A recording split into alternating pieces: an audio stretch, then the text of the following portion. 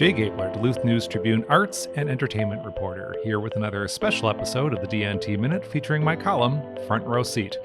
This week I write about attending my first ever Duluth Huskies baseball game. Of all the things people in this city purchased Monday, a hopeful boyfriend buying an engagement ring, a marathon trainer grabbing a bottle of water, a tourist grabbing an "I've been to Duluth" shirt, it's hard to believe anyone got as much value for their money as whoever bought blue plastic horns for a handful of kids attending the Duluth Huskies baseball game. No matter what happened in Wade Stadium, those kids found a reason to blow their horns, also known as vuvuzelas. Huskies got a hit? Vuvuzela. Foul ball? Vuvuzela. Donut eating contest? Whoop.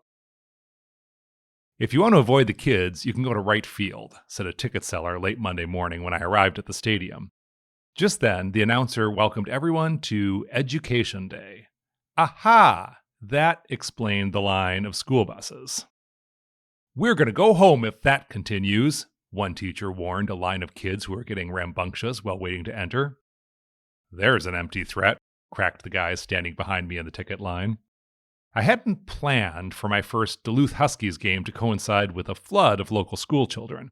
I'd picked the Monday game against Dickinson, North Dakota's Badlands Big Sticks because it conveniently fell within my workday. Having never seen Duluth's Northwoods League team play ball, I thought it was time to remedy that omission. When I stepped inside the stadium, the mood was buoyant. Enjoying a field trip on a beautiful afternoon with summer vacation just days away had both kids and chaperones on cloud nine. The atmosphere was not unlike the Mickey Mouse cartoon Orphan's Benefit, but no one seemed to mind the cacophony, least of all the Huskies, whose sound system hyped the kids up with stadium standards like timber and dynamite. The kids went wild whenever the Huskies scored, in part because "Who Let the Dogs Out" played over the PA each time. Children whooped along, and, needless to say, the vuvuzelas sounded. It was a little awkward that the song even played when the team scored due to a Huskies batter being hit by a pitch, but that was late in the game, and most of the kids had gone home by that point. I'd been advised by my colleagues on the News Tribune sports desk that Wade Stadium, built in 1941, offers a charmingly old-school fan experience. I found that to be true, although I learned the stadium is not without its modern updates. I was marveling at the field's spectacularly green grass when I saw the sign forbidding sunflower seeds. They damaged the new artificial turf. Browsing the merchandise displayed at the stadium door, I noticed a hoodie featuring an illustration of the venue alongside the words, "Wade Municipal Stadium, home of the Duluth Huskies." "Isn't that lovely?" asked a nearby usher rhetorically. On the other side of the display, another usher spoke approvingly of the price, $5, being charged for pairs of, quote, game-used pants. The usher said, "Go buy a pair of work pants. They're going to cost you a lot more than that." The usher was stationed next to a life-size standee depicting pitcher Randy Johnson, a Major League Hall of Famer whose parents were from Duluth.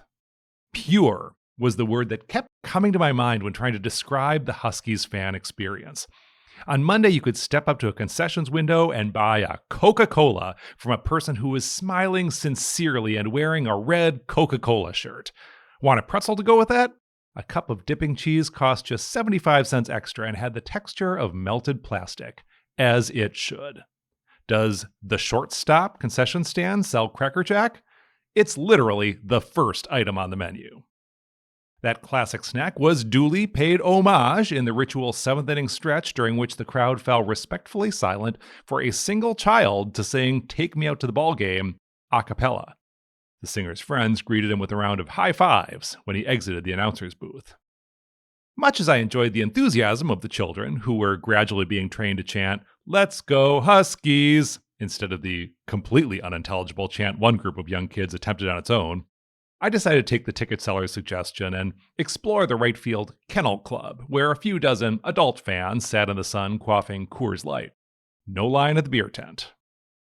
A pile of small plush dogs watched the game from a high-top table near the fence line. They belonged, I learned, to a pair of season ticket holders. Nicole Kreidler sat next to the dogs and explained that they're our cheering section. The dogs even wore ribbons patterned with pencils and crayons in honor of Education Day. Kreidler said that attending Huskies games was, quote, just something fun to do in Duluth. It's not that expensive for season tickets either. You get to come to 34 games, you get camaraderie, we meet a lot of the players, we've met some of their parents. The players are certainly accessible. Many were hanging out in the adjacent bullpen area, warming up and watching the game. When the Big Stick's right fielder successfully caught a fly ball, the Huskies gave him a good-natured ribbing. Do it for Kids Day, they called, hinting that he should drop the next one. For the children! As the sixth inning rolled around, ore cars were visible past the left foul line, rolling along the elevated tracks to the CN dock. While groups of kids had started to file out, the game started at 5 minutes after noon and would continue until just shy of 3:45 p.m. The students who remained were still going strong, participating in on-field contests, including a dizzy bat race that demonstrated Duluth youth have inner ears of steel. That was a good thing, since by that point the Vuvuzela kids sounded like they were trying to play Fly Me to the Moon. Even as the Big Sticks rallied to build a lead, I enjoyed sitting in the shaded bleachers watching the game, catching the wafting scent of sunscreen, and reading the outfield fence messages from sponsors including Sammy's Pizza, Step Up to Our Plate, and Les, Who You Gonna Call, Grumdahl, Windows and Siding Specialist. Having found a seat at the top of the stands, I was able to glance behind the stadium to see what became of foul balls. One popped over our heads and landed in a well-manicured backyard with a sign reading, Beware of Dog. I could imagine why that dog might get a little jumpy. By the eighth inning, an easy hush had settled over the stadium. The most audible cheers came from the two teams' dugouts and from the tireless Huskies boosters in the announcer's booth. Little poke here, little poke now! With the kids mostly gone, a few adult men were recruited to participate in a toy lawnmower race, which involved a spectacular wipeout at second base, with plastic lawnmower parts flying into the air. As one of the last groups exited, I wondered whether it was hard for the batter to concentrate while a teacher was behind him commanding, We are walking to the bus. That does not mean we are walking to get anything signed. That does not mean we are walking to the bathroom. Her charges duly filed out, and even the Vuvuzelas finally honked their retreat. I'd been paying more attention to the setting than to the baseball, but along with the remaining fans, I snapped to attention as the game came to a riveting conclusion. The Huskies tied it up in the bottom of the ninth, forcing an extra inning that saw the Big Stick score at the top of the 10th. 4 teenage boys sitting alone in the stands gamely tried to start a wave.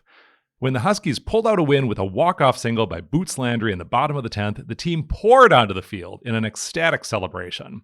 It was a sweet comeback against the team that had handed the Huskies all their defeats so far this season. Sweet Caroline played over the speakers as we walked away from a satisfying afternoon of baseball.